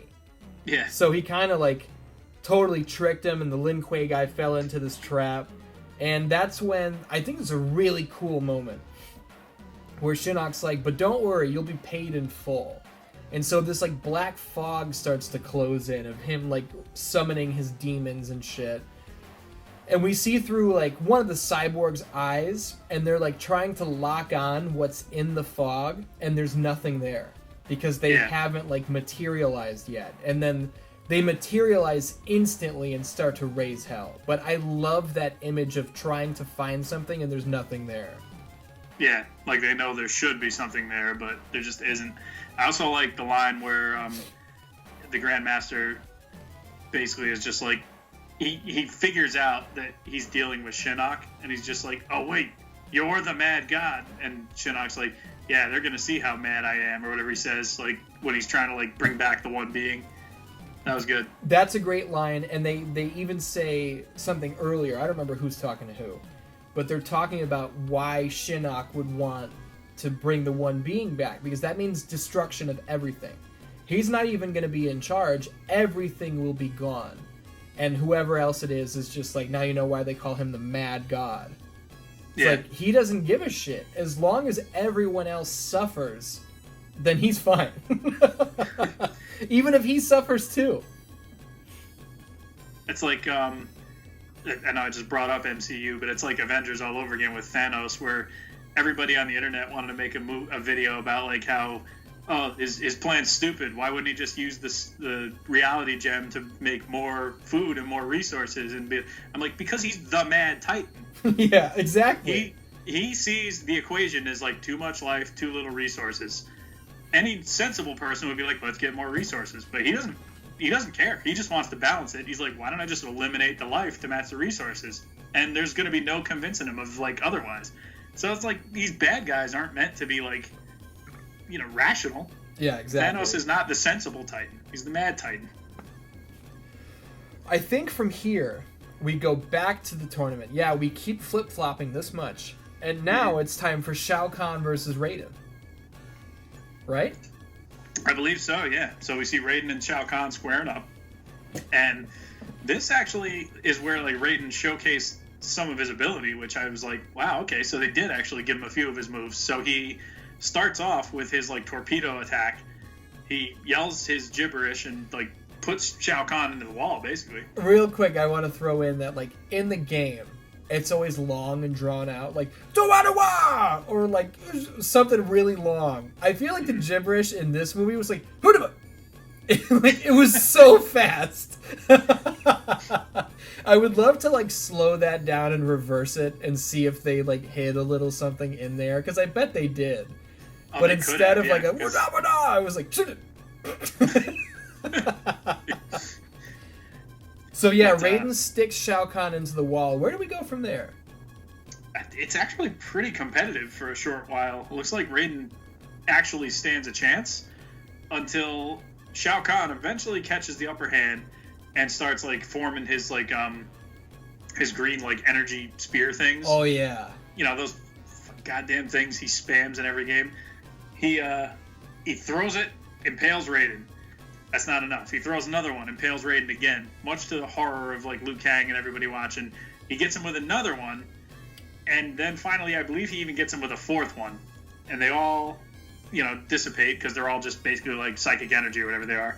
Raiden hits the ground. Liu Kang is, like, looking on in horror, and he tells Raiden tells Liu Kang, he's like, your parents loved you, because we forgot to mention at the start of this, the mother, as she's dying, basically tells Raiden, it's like, let him know he was loved.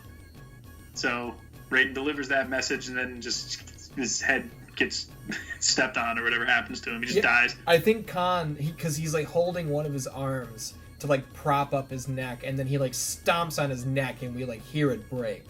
So it's fucking brutal. Like, it's really brutal.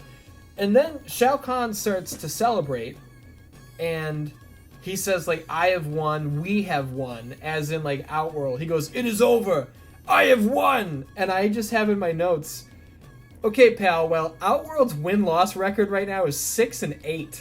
So, Yeah. I don't know what you think you won, but that's not true. a pretty record, dude. There had to be a lot going on off screen. Like, that's all I can think of. You got to be a collector out there killing people for some reason. Fucking collector. hate We're never Collector. gonna see that guy again. Yeah, he's the striker of this new franchise for me. He just can go away heat. Okay, who do you think we're gonna see first again? Collector or Farah Tor? Oh, man. I don't think we see either one of them ever again. Maybe I think- Collector has yeah. a better chance. The only chance we see of either one of them again, I think, is if they do, like, a new Armageddon. Where they're Armageddon like, 2. we gotta put in some, like, everybody, so they all gotta be in there. Fucking dig up Ferrator and Collector. So, I think this is where Liu Kang probably pulls some shit like, oh, it's not over yet. And so he goes in to fight Shao Kahn, right? Yeah, because when Liu Kang is, like, cradling Raiden's body, I believe he has some kind of a flashback to the end of the previous movie, or there's a flashback in here somewhere where Liu Kang is kind of just, like, asking Raiden, like, so, you know, what good am I if I can't even beat Goro? And Raiden's basically like, it was never your destiny to beat Goro. Your destiny is to beat Shao Kahn. Oh, yeah. And I think that the catalyst for beating Shao Kahn was ultimately Raiden's death that enraged Liu Kang enough to be able to, like, tap into his power and be able to do it.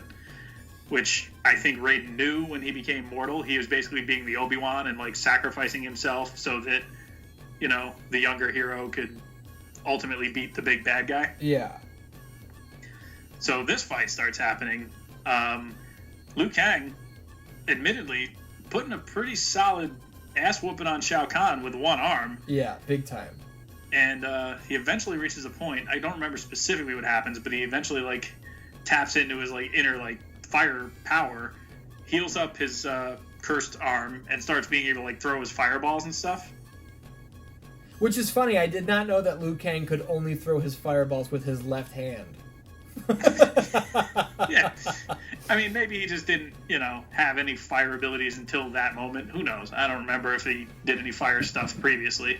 And here's another detail. You said that, like, he taps into his power and he heals his arm. But Raiden says, I could heal that if I was still a god. Now, spoilers for where we're going in, like, 5 minutes. But Liu Kang is going to become Fire God Liu Kang in this movie. But he didn't have that yet. But he still just heals the curse himself.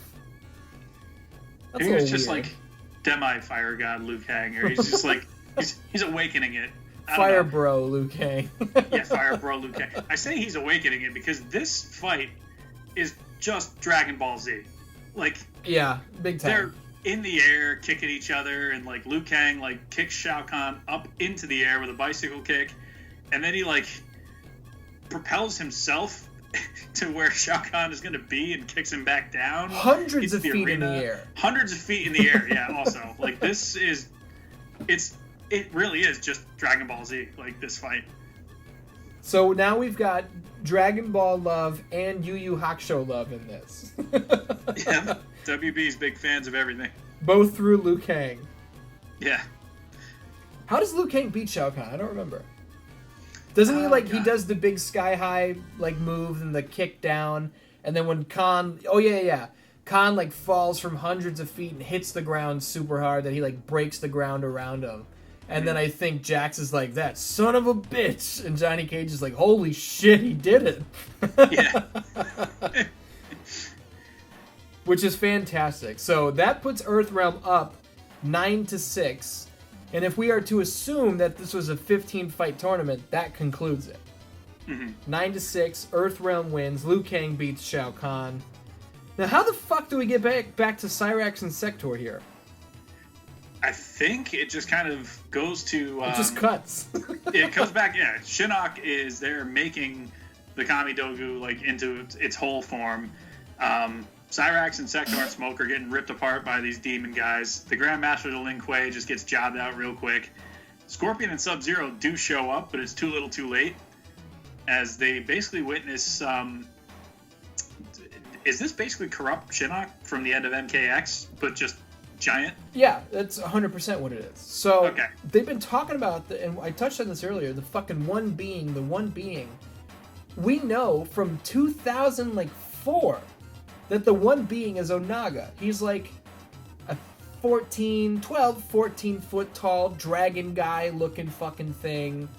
And he has this undead army. That is Onaga. That's the one being. So I keep thinking we're going to see Onaga. And then, like, when the Kamidogu is finally fused together and, like, Shinnok's body starts to become, like, transparent, he's changing, I was like, oh, that's interesting. Onaga is going to sprout from Shinnok's body. That's different. They're taking liberties here.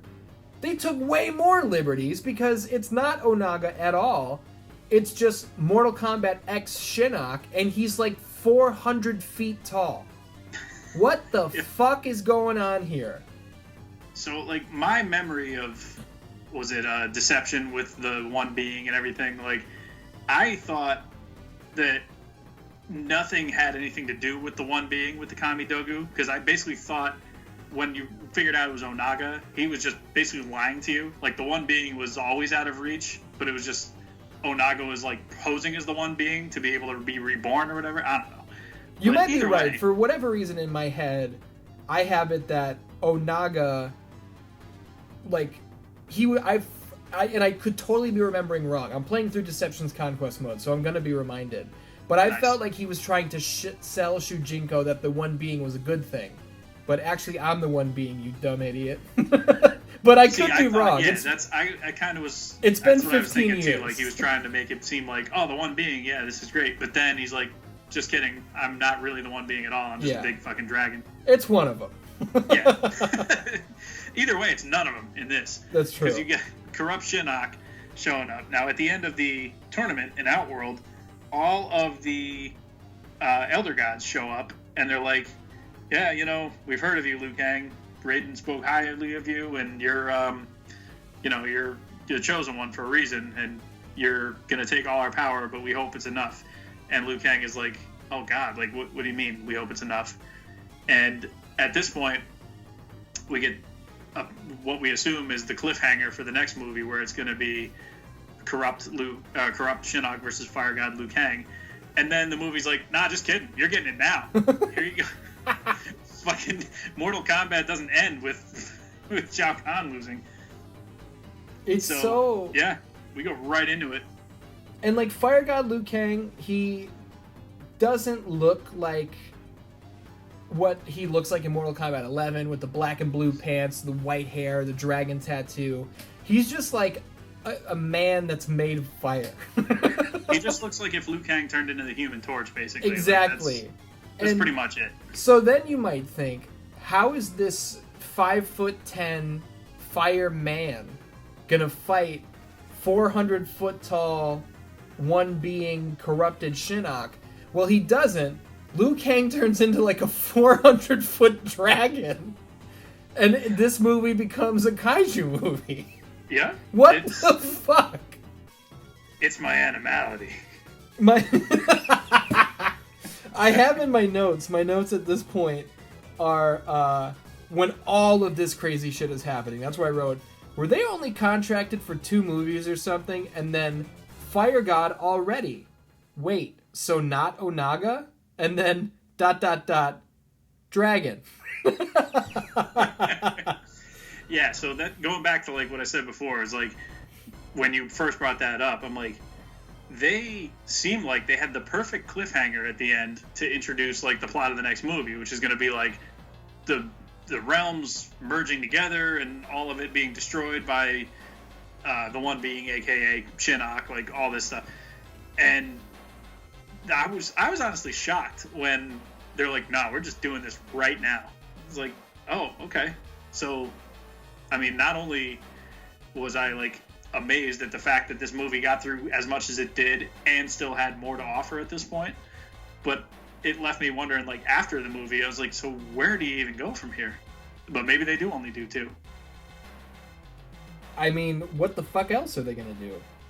I have no idea. But yeah, so this entire thing ends with dragon fighting big monster.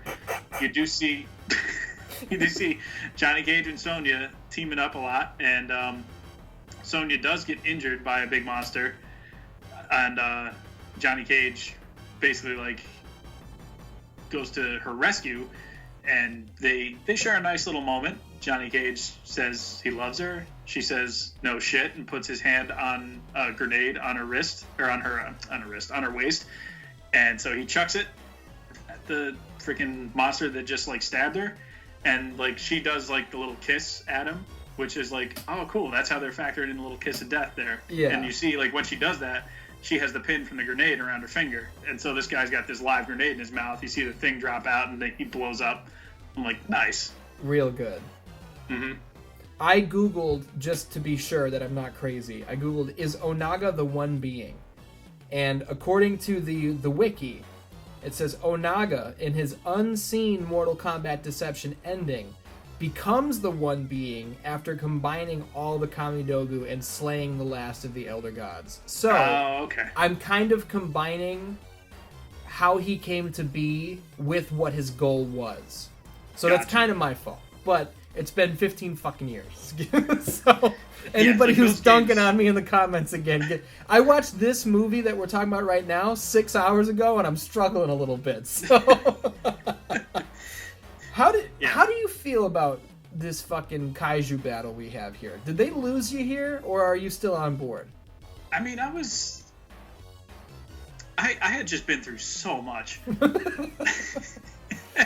And this is just like, I don't know why they think that I have such a low attention span that I can't pay attention to regular Mortal Kombat, that I need this. But yeah, I mean, like, they didn't totally lose me. I was more on board from like kind of a like, let's see where they can even take this perspective. I agree with that. And I give them credit. They did something. This wasn't like twisting and turning the canon a little bit. This was totally fresh. We've never had things this big having a Godzilla versus Kong fight. So that was fucking cool. And I mean, I was still on board. I did write down, like, one of my final notes is, what the fuck was that? But yeah. At the same time, what I was seeing was fucking cool. So, like, I'm not sitting here bitching or trying to be cynical. I checked my super critical hat at the door, and this was pretty fucking cool. I do, yeah. Like, I mean, once I kind of locked into what it was I was actually watching, I realized, like, I was having some fun with it. Yeah. Especially once, oh god, I think Liu Kang starts kind of taking a little bit of, like, the losing end of the fight, and suddenly, straight out of Annihilation again, here comes Sub-Zero on his ice, like, sled thing, flying in. Sled thing. Looking like Iceman from the X-Men, yeah, because that was, like, Iceman's gimmick. He would, like, fly around on that. So Liu Kang is the Human Torch, Sub-Zero is Iceman. Yep, and Scorpion is the protagonist from, like, the Shadow of the Colossus games or whatever they are, because he's, like, climbing up on the big monster, like, gonna just fight him hand-to-hand, this giant monster. And at one point, Sub-Zero gets knocked out of the air, Scorpion saves him, so I guess they squashed it for now. They're bros now. Yeah, they're bros, yep. So, yeah, what ends up eventually happening is, I believe the dragon just starts, like, God, he starts, like, biting and tearing pieces off of Shinnok, correct? He does, and I think Scorpion was kind of the catalyst for it. From what I remember, I think he used the spear to either break off a piece of or jostle loose the, like, green jewel that was in the one being's head.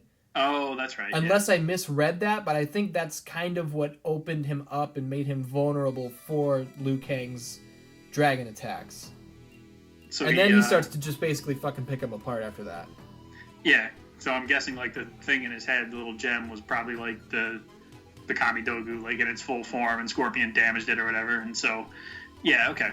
Liu Kang eventually catches the upper hand. He eventually like turns like much smaller, like back into like regular Shinnok. Well, he's like, I don't think he's regular Shinnok because the fucking Liu Kang dragon was longer when he was stretched out, and I would assume that the one being Shinnok was like 300 or 400 feet tall. So when the dragon is holding the now smaller Shinnok, he's still got to be like 50 feet tall for some reason, just based on the scale. I don't understand. Yeah, I mean, I didn't fully understand it either. I knew that Liu Kang turned back into Fire God Liu Kang, but he was also just giant Fire God Liu Kang. Jesus. We have to add so many, like, describers for them. Well, Liu Kang. Well, no, Fire God Liu Kang. Hold on, giant Fire God Liu Kang. Yeah, like, I would have loved to be at this pitch meeting for this movie. Like, all right, give me the plot summary of this. It's like, well, how much time you got? Because we're going to need literally the length of the actual movie itself to talk about, like, the plot beats in this. We've got 9 writers. I want all of you to come up with a pitch. And then it's a very indecisive director. All right, we'll just do them all. Yep, put them all. Kami Dogu, get in there. So Liu Kang, giant fire god dragon Liu Kang, like, kills Shinnok somehow. What does he do? I don't remember. I don't either. Yeah, like, this... Too much. That's the worst part, is, like, I watched this literally yesterday. And it's just so much happened in this movie that, like, I can't retain all of it. I think at this point, also, my brain was, like, starting to burn out. I'm like, I don't know what's going on in this movie. That's like, why I wrote down, like, did they lose you here? So, like, even if you didn't check out, like, this is dumb, I don't know if anyone has a choice but to kind of check out based on, like, I can't even keep track of this anymore. It's definitely, like, all in all, I had a good time with this. I'm not going to shit on it. There's weird stuff that we can pick apart, but I had a good time. I would recommend people watch it, but there is 58 pounds of shit packed into a 5-pound bag here. I would absolutely, like, getting a little ahead of ourselves, but I would definitely recommend people watch this, especially if they like the last one. Yeah. But, yeah, that's... I mean, like, you just have to know you're getting into, like, some of the weirdest MK properties that you may have ever seen. It's like, at any time. When did this happen? Mortal Kombat 4. When did that happen? A Deception. What about this? Oh, that never happened. That's new. Yeah. This is MKX. It's like, isn't that a different continuity? Yes. But is it a different continuity here? No. No, we're doing it all. Okay, so I think, basically, like, from what I remember, I don't remember specifically if there was, like, a finishing move or anything like that, but I know that the one being's power is, like, dispersed, basically, again, and all the realms that were, like, basically coming together and being destroyed get separated out again. So, like, all the realms end up being fine again. I think they end up in Outworld and everybody makes out. And then, so we go into, like, the close at that point, right? I believe so, yeah. Did you happen to catch that when they're, like, pulling out and we're about to go to the credits, that Raiden is still alive? Yes. What the fuck is that? A little, like, the camera kind of, like, pulls back, and you see, all the characters, like, kind of in Khan's arena, just kind of, like, accepting their fate and, like, what's coming next. Liu Kang and Katana, I think, are, like, holding hands, and then, like, when the camera pulls back, you see, like, a shadowy image of what's very clearly, like, a man's head with the Raiden hat on it. I'm like, oh, okay. He's still kicking. And I guess, like, we could say, like, oh, well, Shao Khan killed him. He stomped on his neck and broke his neck. This is Mortal Kombat. Shang Tsung reached in between Liu Kang's radius and ulna and cursed his arm without breaking the skin. And then Liu Kang cured it with fire god stuff. Like, a guy surviving getting his neck stomped on is the smallest leap that for us to try and buy. Oh, absolutely. But they did get me. I thought he was dead. Especially in the recent NetherRealm games, the fact that you could walk off these X-ray moves like nothing, that's fine. And in these movies too, it's no different. Like the last movie, I think Scorpion pushes Sub-Zero into the pit, and they both get impaled.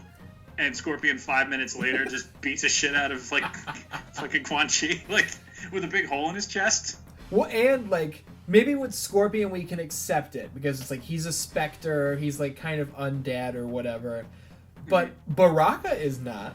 And in the first one, Johnny Cage and Baraka are fighting, and the stone temple that they're fighting in explodes.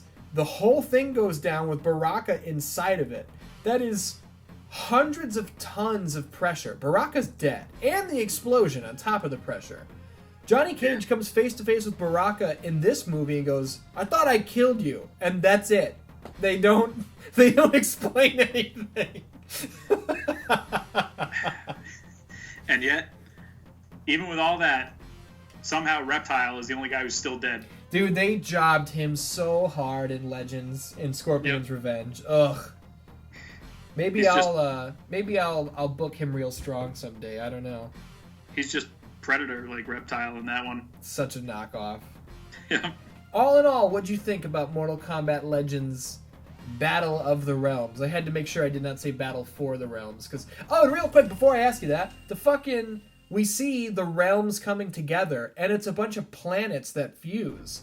I don't remember the realms being planets. I remember them just being different planes of existence. That's what I always kind of thought too, because I don't think, Earth realm, it kind of makes sense because it's just whatever, it's Earth.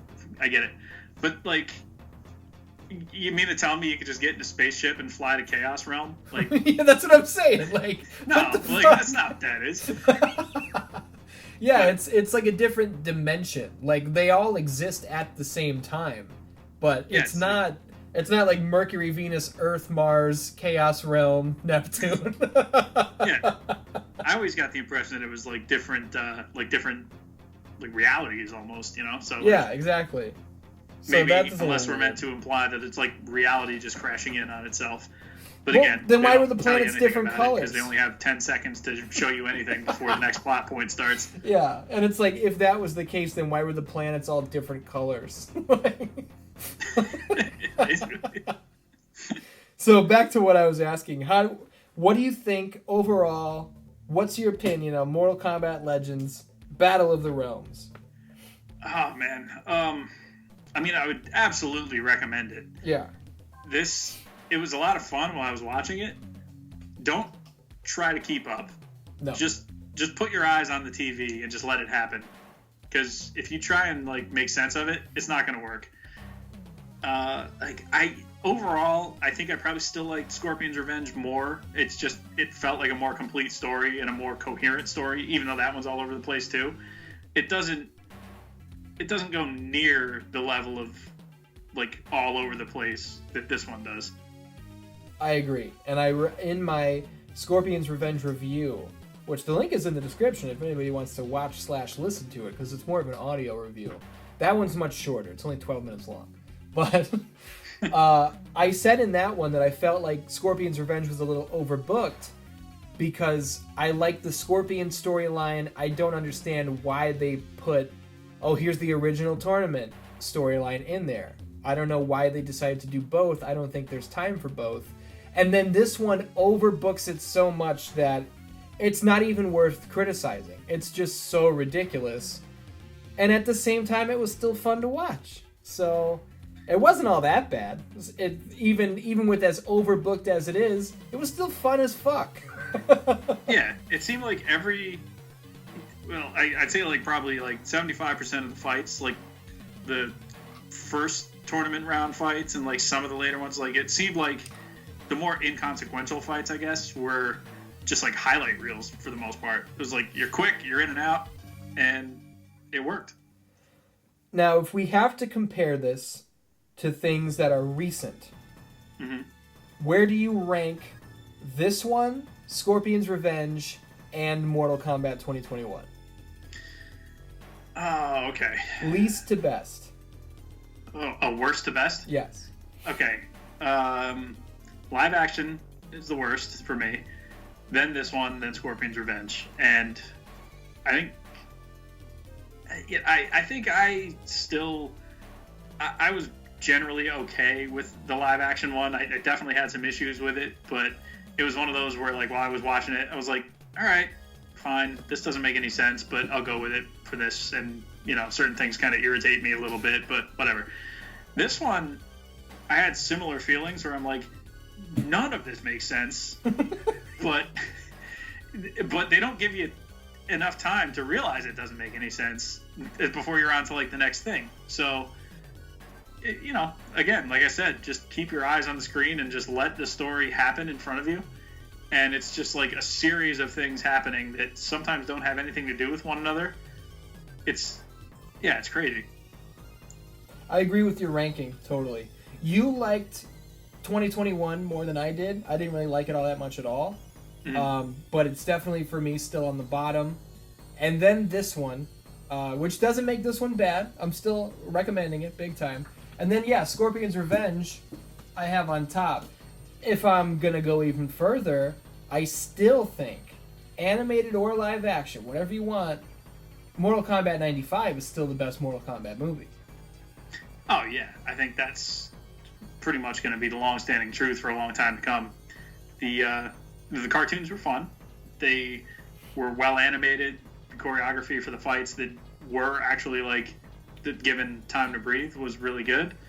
A lot of the characters in the last movie, like Goro, got over strong. In this movie, they gave that role to Shao Khan and Shang Tsung. Like, these are major bad guys who are they're getting their heat back, and their scenes in particular really worked for me. Now, do you think, because as far as I'm aware, we don't know whether this was the last animated movie that WB is going to make, or whether they could agree to a deal that they're going to make more.